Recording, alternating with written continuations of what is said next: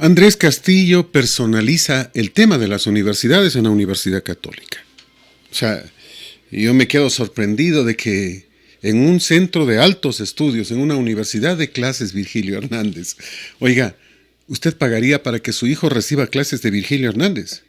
Yo a las mías no les mandaría ni aunque pague Virgilio. O sea, hemos llegado a ese nivel, a un nivel pero deplorable, lamentable. Pero lo que pasa en la Universidad Católica es solo una más de tantas. Pasa en todas las universidades de Ecuador, entregadas a la revolución o la revolución. No sé cómo explicar el tema. Pero en vez de enseñar ciencia, enseñan tendencia, ideologizan a la gente, le transforman en seguidores de sus ideologías. Y esto es terrible. Con nosotros el señor doctor Guillermo Bastidas, le saludo de la manera más comedida.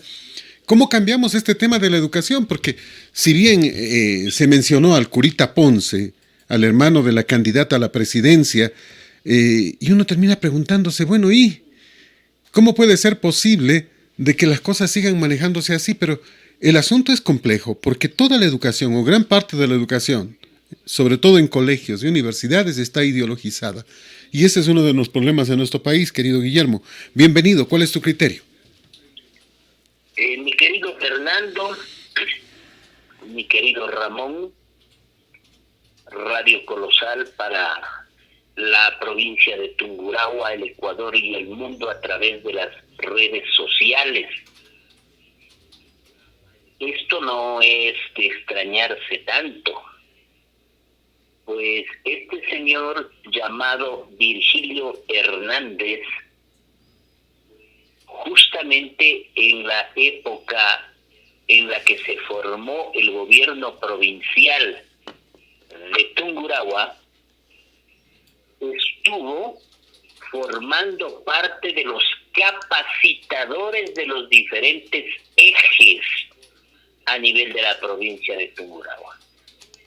Obviamente, en el doctor Bastidas no encontró un acólito, seguidor de sus intentonas ortodoxas y primitivas ideas revolucionarias que ya están empolvándose en las bibliotecas y que se están ya deteriorando porque no han servido para casi nada.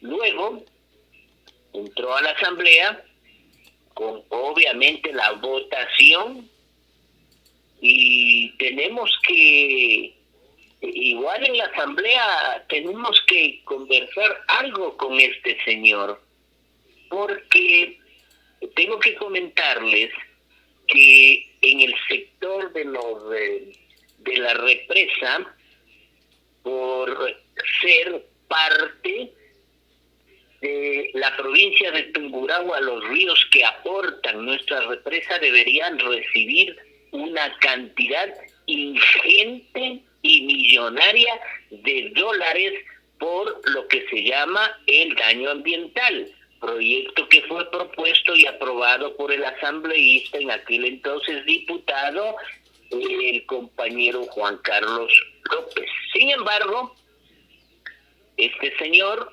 Virgilio Hernández se opuso rotundamente a que ese dinero venga a la provincia de Tungurahua y dijo que los ríos toditos nacen desde la provincia de Chimborazo. Respetamos, no tenemos nada con nuestros hermanos de la provincia de Chimborazo, que son brillantes en su mayoría, pero sí tenemos que reparar todas estas cosas que a la larga no generan ninguna situación. Luego vino este grupito de revolucionarios de colita de caballo y lentes poco definidos a querer cambiar un sistema educativo, ¿no? Un sistema educativo en el que se le borró incluso del planeta a la palabra Dios, como si fuese alguna cosa extraplanetaria. Y aparte de eso, se permitió que los docentes universitarios, docentes de altísimo nivel, solamente trabajen en una universidad pública, primero. Segundo, que estos docentes de altísimo nivel se jubilen rápido, porque querían poner a guambritos con poca experiencia en el manejo de lo que significa la educación. Para educar se necesita experiencia, no títulos, experiencia, docencia, ejemplo y transparencia. De ahí tenemos todo este lío pues llamado CENESID, CAES, CAS y todas estas cosas que tendrán que también recibir el llamado de atención de la próxima asamblea. 4.500 estudiantes universitarios sin cupo en las universidades, 40% a 50% de internos rotativos que no aprobaron el examen de los mismos revolucionarios, porque son exámenes con trampa, porque el Ministerio de Salud Pública no tiene dinero para los próximos rurales. Y a eso vamos sumando una gran cantidad de cosas, como son esta Universidad de Yachay, donde se dedicaron a investigar el número de arrugas que tenía la mosca tsetse, con grandes sueldos a profesores extranjeros, y encima de eso lo que ahora me acabo de desayunar, como dice nuestro pueblo, una persona con antecedentes de seguimiento, dando cátedra, no sé si definir de revolución o de definirle de picardía, no sé cómo definir. Personalmente, yo comparto lo mismo que tú dices y dicen muchas personas, mi querido Fernando. Yo no le permitiría a mi hijo que reciba clases con este tipo de personas que lo único que han hecho es armar un revoltijo del sistema educativo, armar una debacle en el sistema educativo y sacar a una gran cantidad de profesores buenos, probos, condecorados, grandes maestros en el ejercicio de la medicina, que es mi área, para reemplazarla con unos muchachitos que ahora son parte de la llamada Revolución Ciudadana y que siguen trabajando en el gobierno de Lenín Moreno. Aquí no ha habido ningún cambio. Se están llevando muy bien debajo de los manteles. Aquí no pasa nada, están trabajando en conjunto para continuar con este protocolo y con este proyecto macabro que es llevarle a nuestro país a los términos de Cuba y Venezuela. Si tanto amor tiene este señor y otros señores de la llamada Revolución Ciudadana, por favor, las puertas están abiertas, váyanse a vivir allá, váyanse a formar allá, vayan a formar parte de lo que significa vivir con menos de $1 como salario y como sueldo y pagar casi cajones enteros de dinero para comprar un papel higiénico. Que se vayan esta gente, estos tienen que irse, ya tienen que dejar en paz nuestra patria, nuestro país y no seguir dando cátedra en nuestras universidades que tanto prestigio tienen a nivel nacional e internacional, mi querido Fernando. Yo diría tuvieron. Recuerda que alguna gente le pedía que la Universidad Católica pida por lo menos disculpas al país después del título dado a Rafael Vicente, pues. Pero no pasa nada. Y no es el caso de que sea Virgilio Hernández. Virgilio Hernández es un nombre. Hay cualquier cantidad de nombres de gente de la revolución que fueron enquistados en esa universidad y es universidad pagada todavía. O sea, imaginemos lo que pasa en las universidades públicas donde ni los padres de familia ni los estudiantes tienen la posibilidad de reclamar, pues. Obviamente en las universidades públicas, primero, no hay dinero.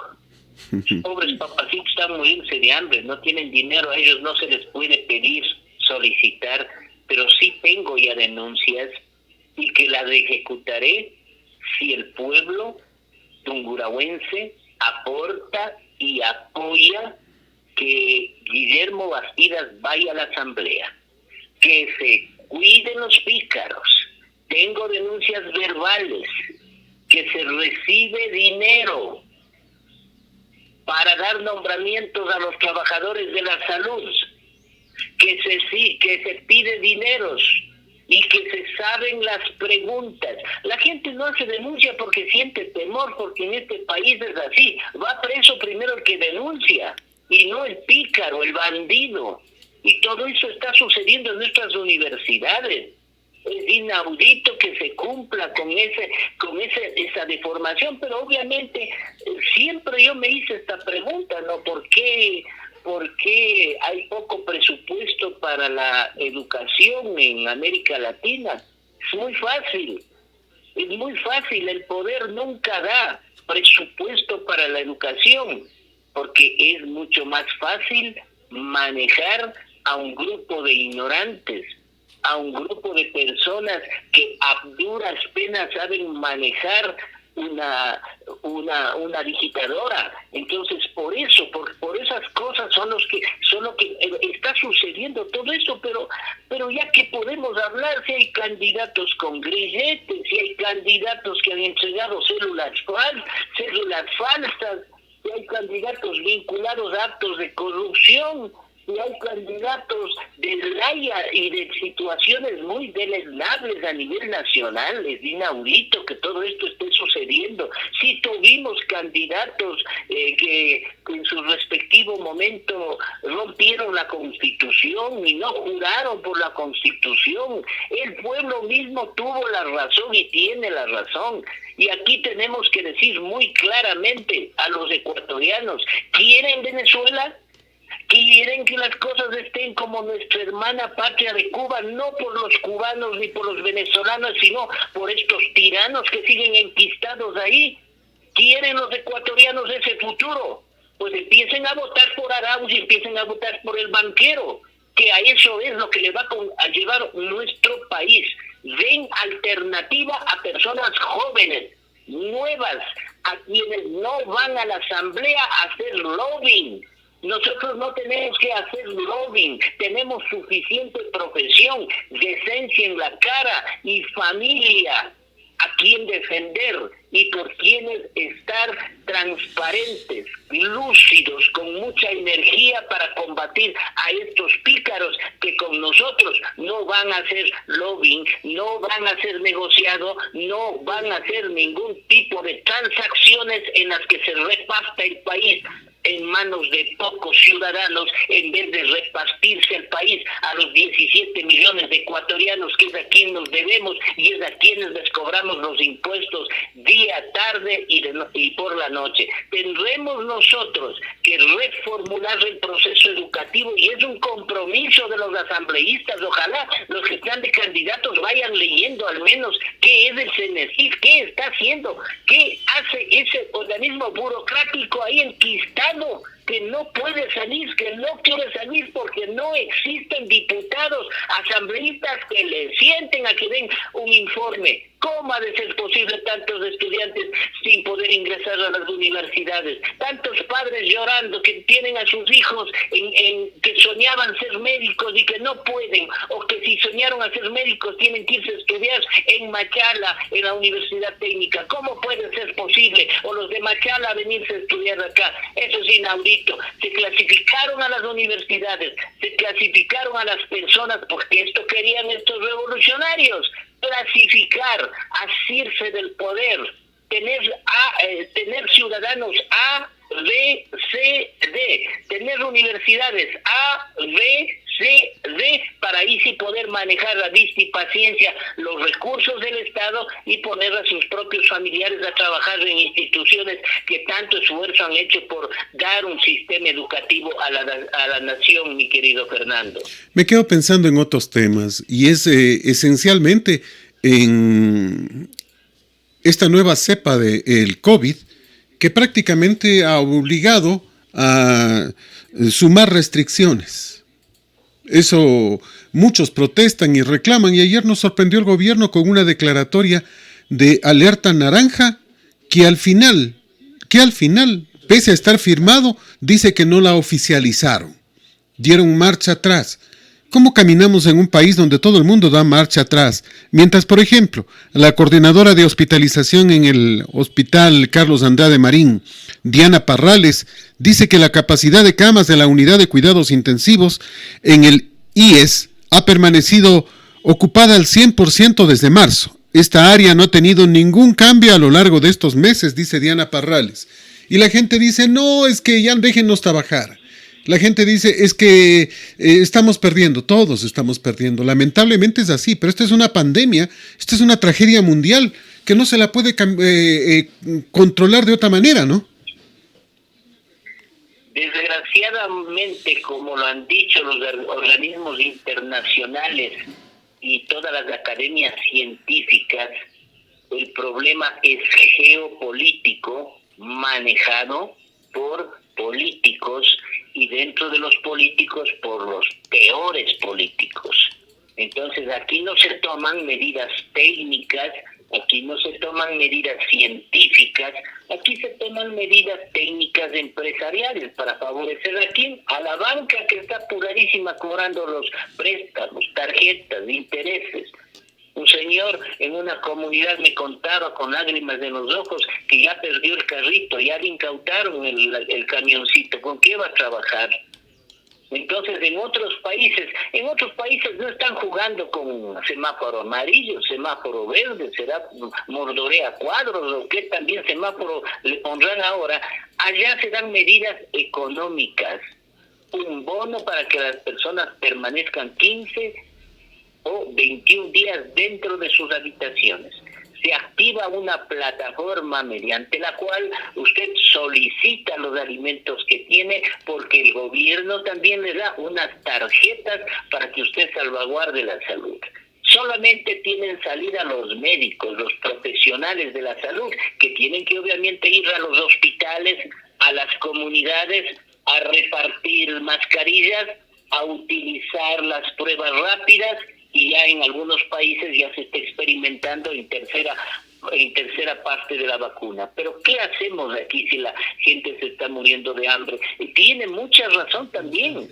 El pueblo tiene razón, mi querido Fernando, y otras cosas, estar junto a ellos con sus manitos partidas, y que nos han dicho, igual doctor, igual si no me muero con COVID, me voy a morir de hambre. Pero eso deben ejecutar estos llamados líderes. ¿Qué debía haber hecho Moreno? Moreno, en vez de darle la nueva recomendación con el señor Zapata, creo es el que también tendrá que ir a la asamblea, en la próxima asamblea, a rendir cuentas. ¿Qué es lo que se ha hecho? Que permanezcan en casa. Pero dentro de las medidas alternativas, ¿por qué no generan un proyecto económico emergente? Un verdadero proyecto de ayuda a los microempresarios. Es inaudito ver cómo los lugares como Ceballos, Tizaleo, que hacen de la industria del calzado, ganando $1, $2 con la venta de unos zapatitos a regañadientes, exponiéndose. ¿Cómo puede ser posible que nuestra agroindustria, nuestra agricultura, esté trayendo de los lugares más alejados del sector de Tamboloma para acá, estén trayendo canastos de zanahorias a $2, mientras tanto en los grandes supermercados, que son también de los banqueros y de la gente de mucho dinero, nos dan una fundita en $1 o $2? ¿Cómo puede ser posible que la lechuga se esté por quintales vendiendo a $1 a nuestro agricultor y que no se regulen esos precios y nadie regule nada en absoluto? Ahora Ambato es todo una venta ambulante. Y no es culpa de nuestro pueblo, es culpa de las autoridades que no supieron acatarla a tiempo, con dedicación, con prudencia, con técnica, bien tosudos. Eso sí, para tosudos completos, porque quisieron salirse con la suya y la salida con la suya es colapso sanitario. ¿Por qué en vez de poner tantos adornitos, renitos, foquitos por aquí, foquitos por allá, contratitos con algunas emisoras, buenos contratos de buena cantidad de dinero? ¿Por qué no invierten eso en la compra de detectores de IgG, IgM? ¿Por qué no se rehabilitó el hospital municipal? ¿Por qué no les gusta escuchar eso a ellos? Se enojan, se ponen bravos. Pero mira que hay candidatas que están ofreciendo pruebas rápidas, pues. No sé cuáles serán las pruebas rápidas que estén ofreciendo también, porque hay pruebas rápidas y eso, esa es otra cosa, otra situación. Se pidieron pruebas rápidas. Para nosotros plantear pruebas rápidas aquí en el Consejo, en el Consejo Provincial con el doctor Manuel Caizabando, una persona muy seria y con algunas cooperativas muy serias, nos llevamos 3 meses en buscar en diferentes países pruebas que tengan una eficacia y eficiencia del 95%. Y pruebas que tengan que realizarse a través del Ministerio de Salud Pública. Esto no es así de simple. Esto no es como vender roscas y churrascos en plena esquina. No puede hacerse como venta de la prensa en plena esquina. Tienen que hacer un grupo de profesionales.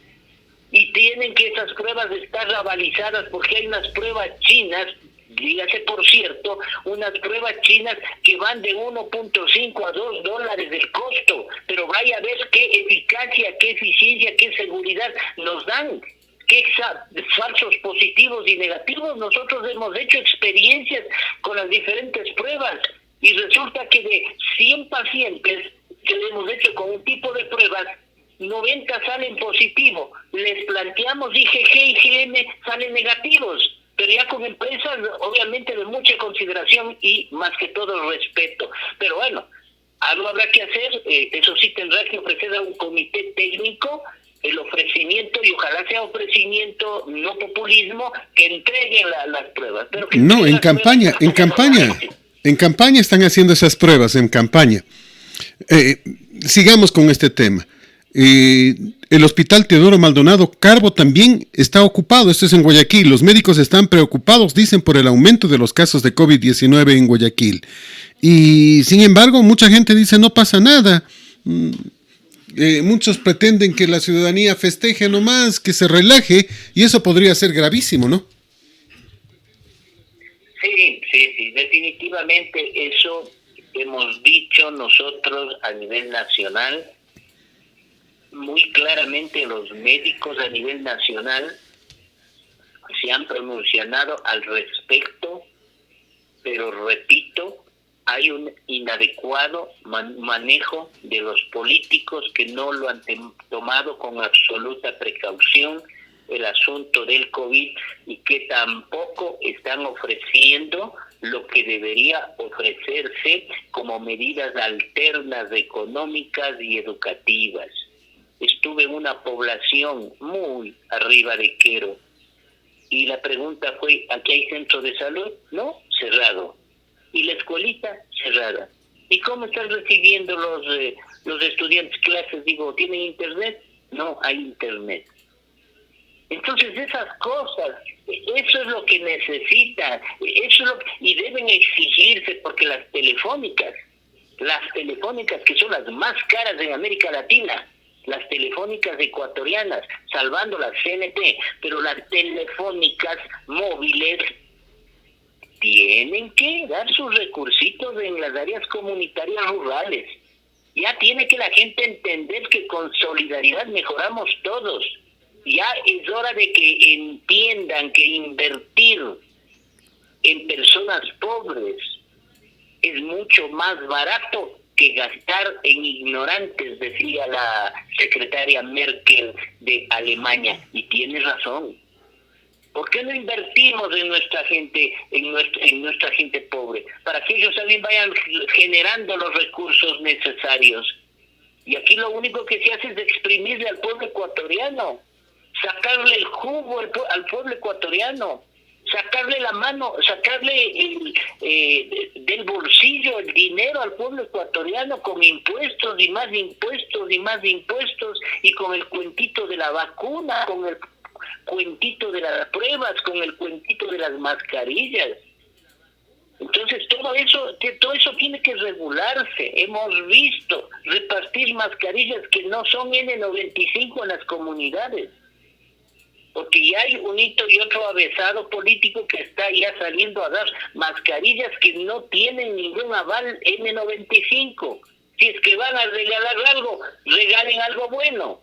Si es que van a llegar pruebas regalen algo bueno, que tenga la sensibilidad y la especificidad, y aparte de eso que sea interpretado por un profesional de la salud que sabe que es prueba IgG, que es IgM, que es cualitativo, que es cuantitativo, cuando se hace un PCR tiempo real, cuando tiene que el paciente someterse a una tomografía, cuando tiene que hacerse una radiografía. No es así de simple, no es cuestión de salir a repartir como panfletos las pruebas, pero sin embargo yo pienso que el pueblo tiene que ser muy crítico al respecto. Percátense, porque hay pruebas que no han dado la validez exclusiva y más bien sirven de despiste en lo que nosotros denominamos epidemiología.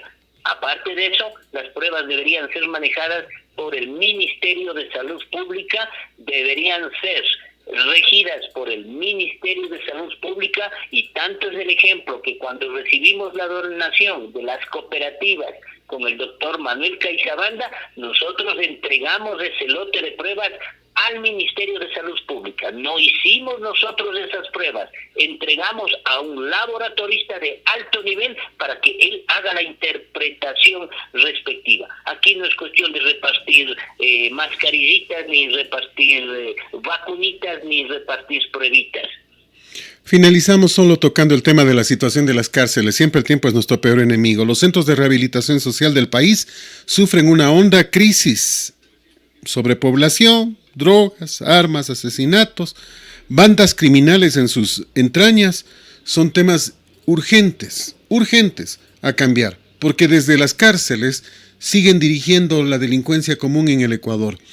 Ayer, en un tema de sicariato, asesinaron a Rasquiña en un centro comercial en Manabí, y uno se queda sorprendido y dice, bueno, ¿y qué pasa? ¿Y qué sigue ocurriendo? ¿Qué sigue pasando con este aspecto? Inseguridad en todo lado. Malthus decía que la sociedad en descomposición, la sociedad con pobreza, la sociedad genera obviamente hambre, y esa sociedad genera una verdadera descomposición que termina en violencia y altos niveles de delincuencia, consumo de alcohol, consumo de drogas y todo lo que significa las actividades que riñen con la justicia. Entonces nosotros tenemos lo propio aquí mismo en nuestra provincia de Tungurahua, cómo se maneja. Y bien es cierto, nuestros guardias, de los trabajadores, hacen todo el esfuerzo y el sacrificio, poniendo en riesgo sus propias vidas, porque son personas que, tú recordarás, hace unos 3 meses tuvo un 60% de COVID, y todavía eso se encuentra dentro de las cárceles y no hay las precauciones. Tengo entendido que se está haciendo unas adaptaciones, porque yo acudo a realizar los peritajes, pero encontramos pobreza, encontramos miseria, encontramos abandono, encontramos una situación grave, calamitosa. Son seres humanos, así son, y resultan ser víctimas también de esta sociedad. Pero obviamente tenemos que, con el Código Integral Penal, irnos y atacar estas verdaderas formas de lacra social. El sicariato tiene que desaparecer. Con el sicariato no hay que dar tregua. Violaciones a niñas tiene que desaparecer. Secuestros, abuso sexual, violencia doméstica, homicidios con saña, todos esos deben tener la máxima sentencia posible, y no puede ser que determinadas personas que forman parte de los procesos judiciales les den la mitad de la sentencia, la 1/4 parte de la sentencia, la 10ª parte de la sentencia, y encima estén siendo los que manejan las cárceles o los centros de privación de la libertad para adultos en conflicto de la ley, sean los que sigan manejando con celular, armas de fuego y todo eso, en contra de nuestros propios trabajadores, porque sí hay que valorar, nuestros trabajadores están con alto riesgo, quienes están custodiando a este tipo de personas que han delinquido con la ley, mejorando un sistema de educación, mejorando una sociedad, que tal vez sea un sueño y utópico, vamos a disminuir. La delincuencia nunca desaparecerá porque la delincuencia es parte de una sociedad, pero al menos sí bajaremos los niveles y estaremos controlando estos crímenes que sí afectan, y a estos crímenes que sí nos duele a la humanidad, los sicariatos como fue el asesinato al Cholo Mendoza en Quevedo y ahora a este ciudadano en Manabí. Muy lamentable. Esperemos que ese contagio no llegue a la provincia de Tungurahua. Ojalá. Gracias, Guillermo, siempre es un gusto. Gracias, mi querido Fernando. Este es Colosala, que sí le dice la verdad.